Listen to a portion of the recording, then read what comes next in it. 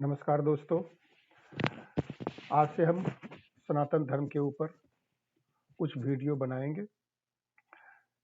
मेरी आशा है कि ये वीडियो की संख्या कुछ हंड्रेड्स में होंगी। आज ये पहला वीडियो है और सनातन धर्म यानी हिंदू धर्म ये बहुत विस्तृत धर्म है और इसके बारे में हर एक व्यक्ति की अलग अलग सोच, अलग अलग ज्ञान है।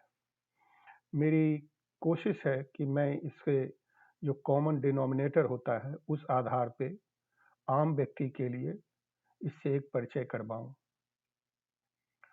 मैं कोई शास्त्री नहीं हूं। मैंने व्यक्तिगत रूप से वेद, उपनिषद आदि का अध्ययन नहीं किया है, तो मेरी जो भी ज्ञान है वो विशेषज्ञों से बात सुन करके, जो लोग इसके बारे में काफ़ी जानते हैं उनसे सुना है और जो जीवन में अनुभूति किया है, उसके आधार पे ही मैं ये सब वीडियो बना रहा हूँ।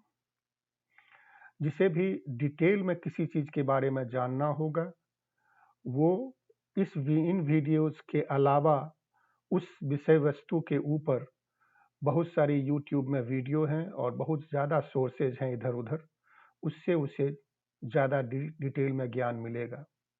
ये एक इंट्रोडक्शन है, परिचय है और आम व्यक्ति के लिए है। इसका बनाने का मेन उद्देश्य है कि जो आम धारणा है सनातन धर्म के बारे में उसे ठीक करना और उसका ज्ञान फैलाना। दूसरी बात है कि किसी भी धर्म के बारे में जानने के लिए उसके शब्दकोश को जानना जरूरी होता है और जैसा हम कहते हैं, ट्रांसलेशन में मीनिंग खो जाता है। इसलिए जिस कल्चर की, जिस संस्कृति की जो भाषा है, उसी भाषा में उसे जाना जाए तो ज़्यादा अच्छा है। इस वीडियो को हम, जैसा आप देख रहे हैं स्क्रीन पे, परिचय के लिए ही हम 4 वीडियो बनाएंगे। एक में केवल शब्द ज्ञान होगा, दूसरे में सार, तीसरे में स्तंभ और चौथे में रीति रिवाज के बारे में।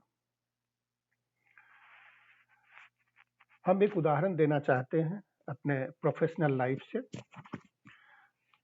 हम एक ऑर्गेनाइजेशन में काम करते थे जहां ऑडिट के लिए कुछ ऑडिटर आए थे और उन्होंने 3 शब्द का प्रयोग किया।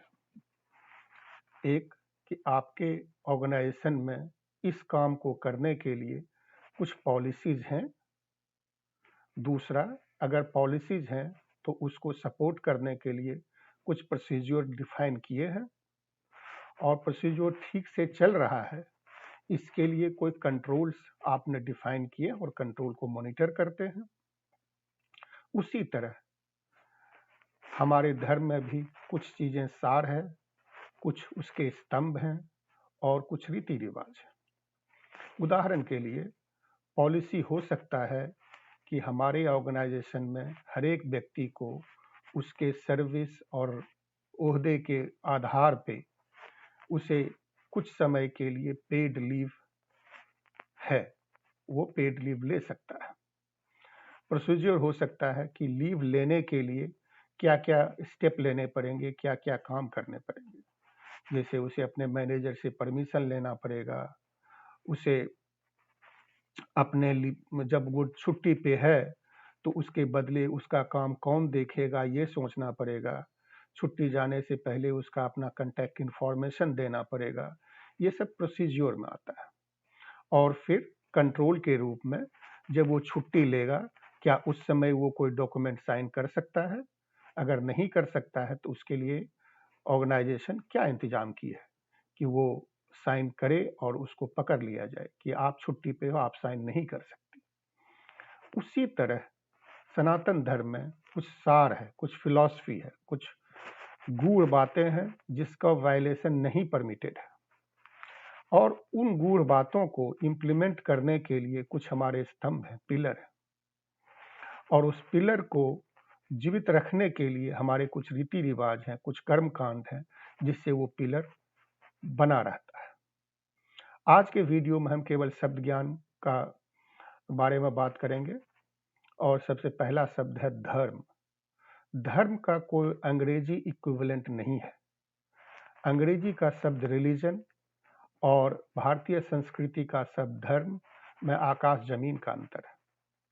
रिलीजन केवल कर्म कांड रीति रिवाज के बारे में है, जबकि धर्म में कर्म कांड रीति रिवाज के अलावा आपका अलग अलग समय में अलग अलग सिचुएशन में अलग अलग कर्तव्य होता है।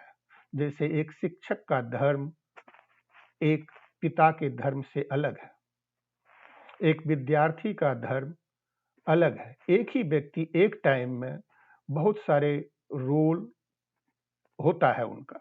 जैसे एक व्यक्ति किसी का पति होता है, किसी का पिता होता है, किसी का बेटा होता है, कोई टीचर होता है, कुछ कुछ अलग अलग चीजें होता है। और एक व्यक्ति एक ही समय में अलग अलग धर्म का पालन करता है। प्रायः ये धर्म आश्रम और वर्ण व्यवस्था के आधार पर डिफाइन किया गया है, लेकिन आज के युग में हम इसे कह सकते हैं आपका जो पोजीशन है, जो सिचुएशन है, उसके आधार पे आपका धर्म निर्धारित होता है। उसके बाद 3 शब्द हम देख रहे हैं यहाँ पे, 4 शब्द एक्चुअली, ब्रह्म, ईश, ओम, आदिदेव। ये चारों शब्द का मतलब एक ही होता है। वेद में जिसे ब्रह्म कहते हैं उसी को उपनिषद में ईश कहते हैं। ब्रह्म, ईश निर्गुण निराकार है। निर्गुण यानी जिसमें कि कोई भी गुण नहीं है, न तो वो दयालु है, न क्रूर है, न लोभी है, न शांति प्रिय है, न क्षमाशील है, न दंड देने वाला है, वो कुछ नहीं है, वो ब्रह्म है। न उसका आकार है, मतलब वो पृथ्वी जैसा नहीं है, उसका गोल नहीं है, चौड़ा नहीं है, उसका कोई आकार नहीं है। मतलब वस्तुतः वो कोई चीज नहीं है जो कि समय के दौरान डिस्ट्रॉय हो जाए। ईश उसी का उपनिषद रूप है और ये माना जाता है कि पूरी सृष्टि ब्रह्म और ईश से ही उत्पन्न हुई है। जैसा हम जब सार के बारे में वीडियो बनाएंगे तो उसमें ज्यादा डिस्कस करेंगे। ओम एक द्योतक है और वो रिप्रेजेंटेशन है ब्रह्म और ईश का।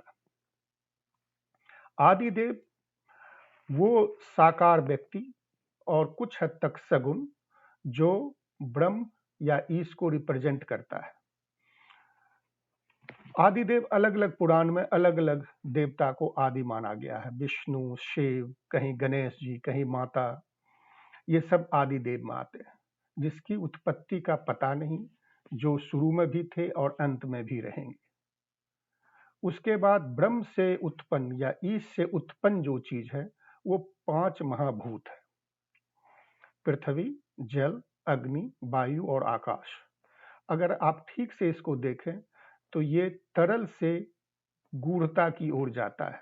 आकाश यानी रिक्त स्थान, जिसे हम अंग्रेजी में स्पेस भी कहते हैं, और आइंस्टीन के आने के बाद स्पेस और टाइम दोनों आकाश में आ जाएगा, जिसकी लंबाई चौड़ाई तो होती है लेकिन वो टेंजेबल नहीं है, उसको आप पकड़ नहीं सकते, उसको छू नहीं सकते।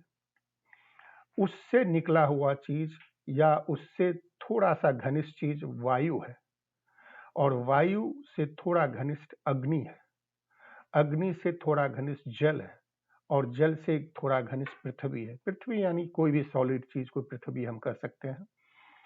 इस कल्पना में हम ये नहीं कह सकते कि जल, वाष्प और बर्फ तीनों तो H2O ही है। हाँ है H2O, लेकिन हम जल जो तरल पदार्थ है उसको जल कहते हैं, तेल को भी हम जल के रूप में ही लेंगे। ये 5 महाभूत सृष्टि में सब जगह देखे जाते हैं और इसी 5 महाभूत से सभी जीव का भी उत्पत्ति हुआ है और जीव इसी 5 महाभूत से बना हुआ है। उसके बाद शब्द है वृत्ति। वृत्ति का क्लोजेस्ट अंग्रेजी शब्द होगा नेचर, एक व्यक्ति का नेचर।